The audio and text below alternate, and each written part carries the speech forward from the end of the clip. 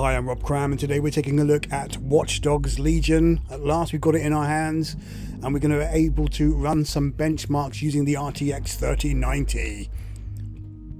So let's just go to the options and see where we set off. We're going to be running these at 4K resolution, but there's plenty of different configurations to run this test. Now I am recording Shadowplay 4K at 130 bitrate, which is very high.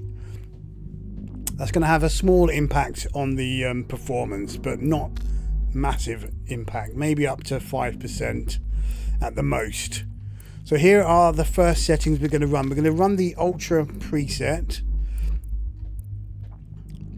Just leave it as standard. There's an option you can turn the headlight shadows to 4Ks, and we're going to leave the motion blur off, and we're going to leave everything else normal. Ray tracing off for now, and extra detail set at 0%. Now we did try this before, and running that up to 100% will get about a 5% hit on the performance, but that means all your distance details look a lot sharper and a lot more clarification on those.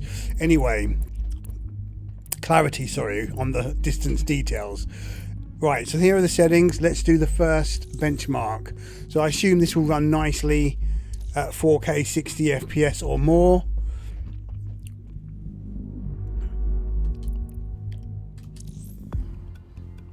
You'll have to excuse the loading times, but this is my second attempt at doing this video. I'm not sure if the first one worked. Well, actually the first one we had HDR enabled during the whole recording, which is fine, but obviously that's going to skew the image for those not looking at it on HDR compliant displays. And also I couldn't edit the video using my software. It would have messed up the output recording. So all the details are cranked up. RTS effects are off here, and there's no DLSS either. So as you can expect, 60 FPS, not a problem here at all.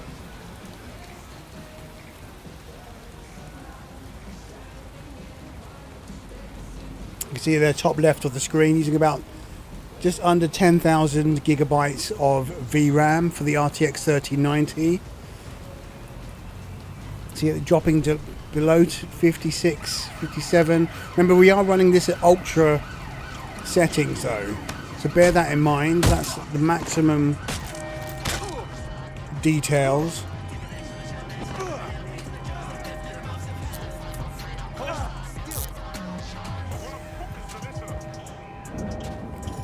So I'm going to say I'm using an i9-9900K CPU. My GPU is ASUS TUF RTX 3090. No overclocking at all. Everything is standard. I'm not using any fancy water coolers or anything like that.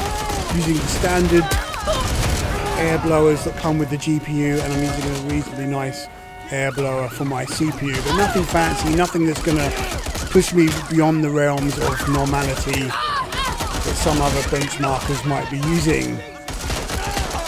So no liquid nitrogen here. So that's the first run. Average 57. I think I probably performed a bit better last time. As I said, if once you take off that Shadowplay recording, then you'll easily manage an average of 60 FPS. Not bad at all. And there's all your impact settings as well. So it's quite a detailed benchmark tool. And let's go back to the menu and try again with some different settings now. So let's see how the RTX features now tank the performance. So we'll switch those on. I think we're going to leave the headlights on 2 cars for now and just leave that. And we'll leave the, from our experience, the extra details at 0%. I mean, it did make a little bit of a difference, but I'm not sure you're really going to notice that in these benchmarks. So I'm going to bump the ray traced reflections up to its maximum here. So you can have a major CPU load and a major GPU load and no DLSS. So we run that same benchmark again. And from my estimation, that's going to literally halve the FPS down to about 30, which that's going to offer you a last gen console experience, PS4 Pro and Xbox One.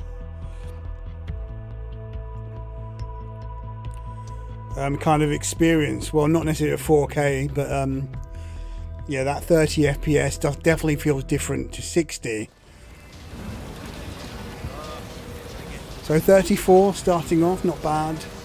Look at that VRAM usage though, 10,756, climbing.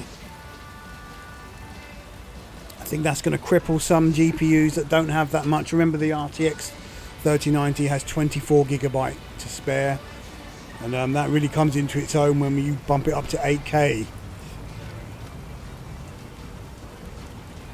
Just out of interest, we did run the same test, lowering the settings down to high preset.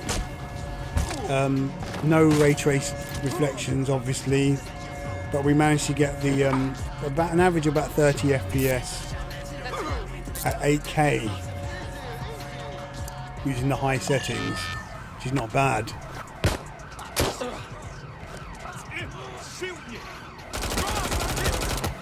Yeah, this is looking good, and again 30 FPS is certainly very playable. But look at that VRAM usage going up to 11,300. I think lesser cars are going to completely struggle here. We're just dipping below 30 FPS there.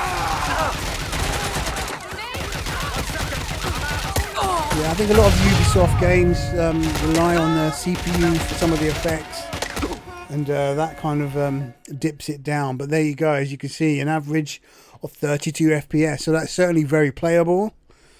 You can see my driver version there, 456.71. Maybe I should update those. There might be a small performance boost if I do that. I'm not sure that they are available at the moment. So the next run now, the same settings again, but this time with the deep level super sampling, which is really going to make a lot of difference. Oh, I left the motion blur on there. So we're keeping those ray trace reflections at ultra. Remember, you can actually lower those down to medium, but we're going to keep everything at maximum. So the deep learning super sampling is now going to go up to quality. We want to keep it at roughly the same level as we were just a second ago, but see how that now makes an impact on the performance. And I would estimate that's going to gain at least a 50% increase, so you'll get about 45 average FPS, which is not bad. It's obviously not quite 60 FPS, but that's a nice improvement. But the thing is, what you're going to have to notice, that you might not notice unless you're sitting very close to your screen, is that the image quality doesn't look quite as sharp as native 4K. There's a slight kind of fuzziness to it. I mean, it's very slight, very minor, and you really have to be nitpicking to sort of notice it. But I mean, something that I notice straight away. And it's not doing too badly at 51 FPS. That's pretty good. So up from 30, that's, yeah, it's roughly a 50% increase. A bit more than 50% if my maths is correct. 60% maybe. That's pretty decent. And you're still getting those lovely details. Look at those reflections, real-time reflections. It does make quite a lot of difference compared to the pre-baked reflections.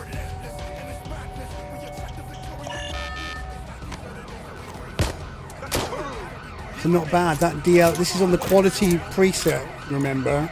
So obviously if we bump that now up to performance, then I think we're definitely going to hit 60. Not bad. She's dropping down there during these explosions and action sequences.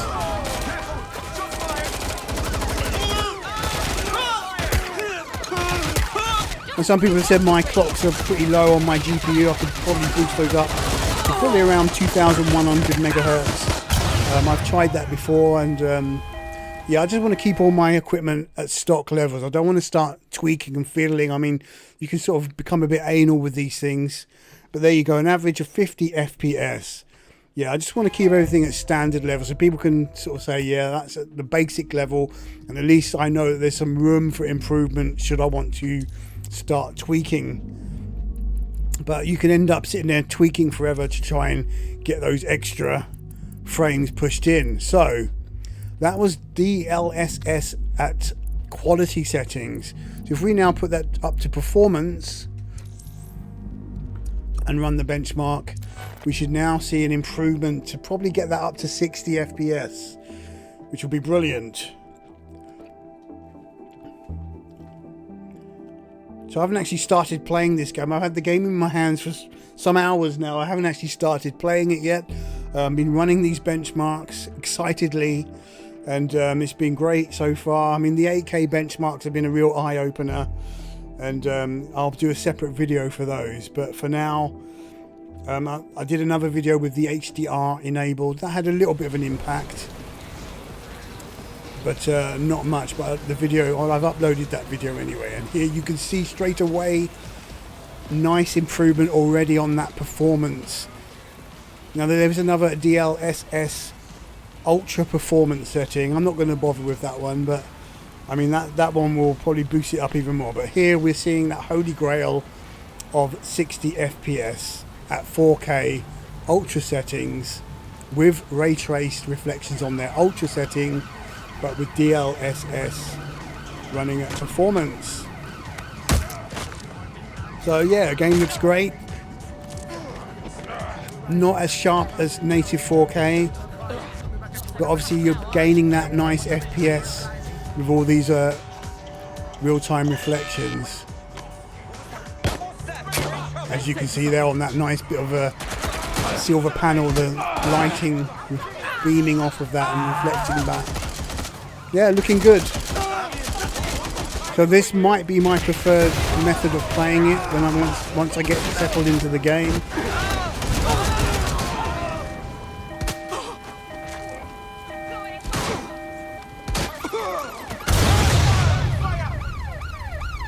But yeah, nice and smooth, and that's going to average over 60 FPS, I would wager. Nicely done. Cool and the gang. So average FPS is 64, brilliant. Very nice, and I'll just put these on as well. The load, you can just look at that. Very nice. Not bad at all.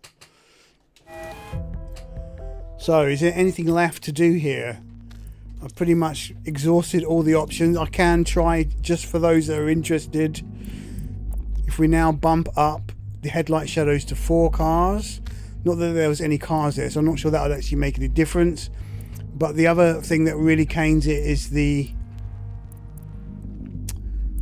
extra details. Put that way up to 100. Look at that major CPU load, major GPU load. Right, and we'll run it again on the same performance setting. So you've got the contrast now, the difference, what difference that makes having that setting bumped up. So basically what it means is that any details further into the distance are going to maintain their level of clarity and detailing without using trickery that reduces the load by lowering the detail quality. It's a trick that's employed in many games, and this is now keeping those details at their maximum. So it gives the world just a more vibrant look having that on 100%. But the hit isn't that massive, I found, even when you're not using the DLSS. So not bad. You can still maintain 60 FPS, but look at that huge VRAM usage. 9,600, 9,700, up to 9,800, 10,000 gigabytes of VRAM usage. A lot of GPUs are going to struggle that don't have that resource, but obviously the RTX 30 series cards can manage that comfortably, just about, or the RTX 3090 can. Yeah, you can certainly see the details in the distance. Those plants are looking fantastic now.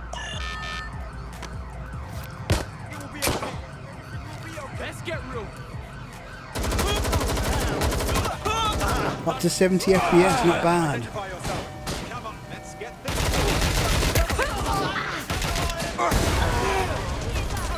So this is definitely really pushing the GPU, 99% usage, fans running at about 90%. I like the ASUS TUF 3-fan configuration, that's keeping them cool at 65 degrees, which is not bad. Probably go up to about 67 after 20-30 minutes. Yeah, not bad. So that's definitely a nice way to play. Now, whether you notice those details in such a close quarters game, you might not, but in longer shots where you're having a longer view distance, you will certainly notice that those details will maintain their sort of detailing from further away, which looks nicer on the screen. Okay, so I think I'm going to leave it at that. So that's a pretty good indication of how the game is running on the RTX 3090. I'm not sure there's any other configuration. I mean, I did try this earlier with HDR enabled, and that didn't really have much of an effect on the FPS, maybe 2 or 3 FPS. And again, I have to reiterate as well that the Shadowplay recording at 4K 130 bitrate is going to have a slight impact on the performance as well during this play and these runs. So bear that in mind. Okay, this is Watch Dogs Legion. So I'm going to do a separate video for the 8K benchmark, which is going to be completely off the scale, but already I can tell you from doing it previously, you really do notice the details a lot better. It's a lot sharper looking, even on this 4K display that I'm using. Soon as it loaded, I could instantly tell that there was a huge difference in quality of the image, even though it was chugging at about 11 frames per second, running it at ultra. But yeah, running it at high, I was able to get it at 30 frames per second, high preset that is, and very much playable, but obviously not looking as good, but still extremely sharp. Okay, any questions, then put them in the comments. And if you want me to run any other configurations, then I'm open to suggestion. I mean, a lot of people like to game at 2K and maybe 120 hertz for an extra smooth experience. Not that it's that kind of game, but just out of interest. So I'm open to trying those if people want me to do that. Okay, I'm Rob Cram. Thanks for watching.